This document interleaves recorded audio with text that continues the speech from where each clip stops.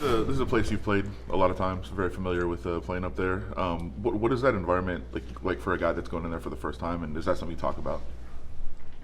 I'm not going to make a big deal out of. I mean, it's an intense environment.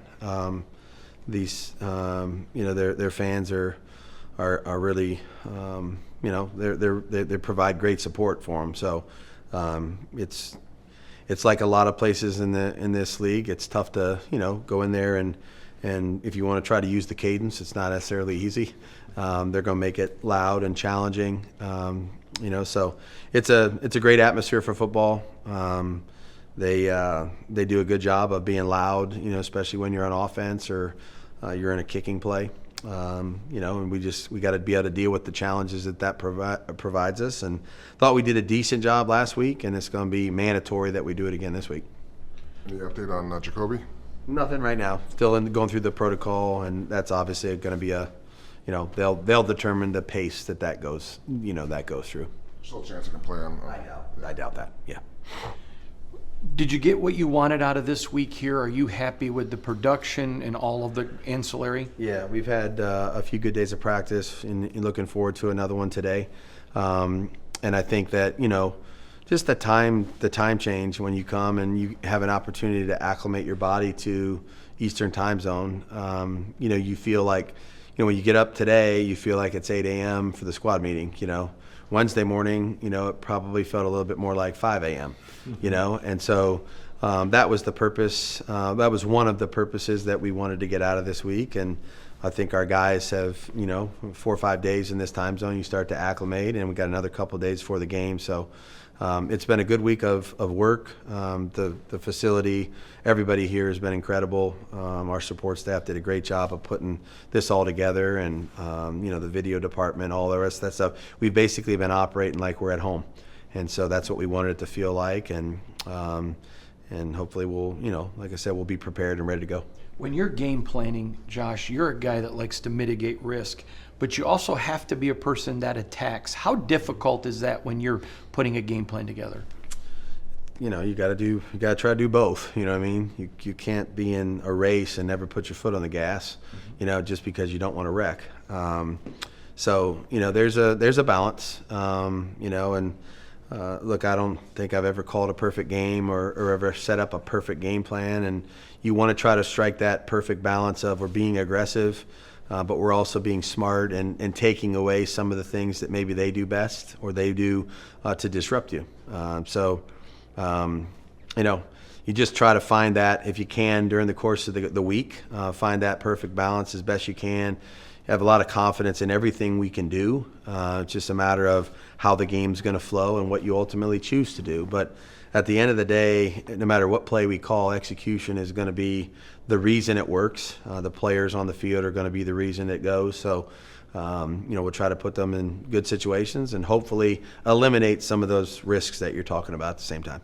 If there is no Jacoby, as it sounds like you're kind of indicating there, how much of an opportunity does that give the other receivers and even Austin and Michael as well to everybody? I mean, Jacoby's a really good football player, and so if he's not available, then everybody has to step up, and they'll give themselves great opportunities, to produce, and that's a good thing for them. You know what I mean? And that's what the National Football League's about. We won't have any more weeks where we don't have somebody that's banged up. So this is the season has begun, and the injuries will happen as nature takes its course, and other people have opportunities here to go out there and produce, and that's what we expect them to do. We're excited for those opportunities for those guys.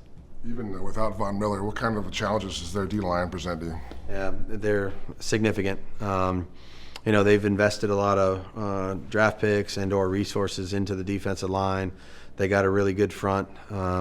They're really well coached. This is one of the finest coaching staffs in the entire National Football League. They use their personnel very wisely. They rotate a lot of players in there, so you're rarely going to see them where they're gassed because they got enough guys, enough depth in there, and they're all productive. They have pass rushers inside, pass rushers on the edge. They do a lot of good things in a running game too. So their defensive front is formidable. Their linebacking core has always been very good. Matt Milano is one of the best players in the National Football League, in my opinion, at any position. So blocking him, handling him in the running game, dealing with him in the pass game. He's such a great cover player, got great instincts. I mean, you couple that with the play of their safeties and corners. Taron Johnson's one of the best nickels in the game for sure.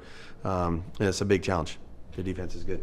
How big this week is Michael, Hoop, and Thayer, because you're going to be attacking an edge on a defense that's aggressive? Yeah. They're gonna have to. They mix up their alignments with their defensive ends. They'll be head up on us sometimes. They'll be outside edge, outside shade. They do a pretty good job of being physical. They try to use their hands really well. They're long.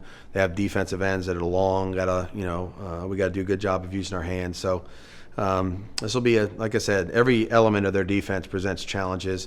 And the thing that you never see them make a mistake. So it's always they're doing the right thing. It's just you're going to have to out execute them and outplay them, and that's why they're so good. They don't really give you anything easy. When you've been around a lot of players, obviously, over the years. There's little things that drive guys sometimes, and a lot of guys talk about players drafted in front of them or their same position kind of thing. Michael and Dalton were very tied. Like, is that something that you see players kind of driven by, and is that a good thing when players have those little motivations?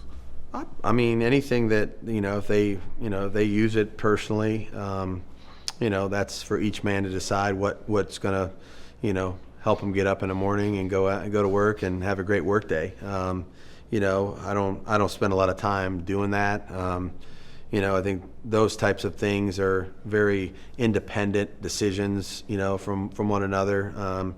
But we're happy we have Michael. I'm sure they're happy they have Dalton. I mean, they're both good players, and I think we're both hoping that they're going to have good long careers. So, each player's different. You guys good? All right, Good. Thanks, Coach. Thanks a lot, guys. Appreciate you guys.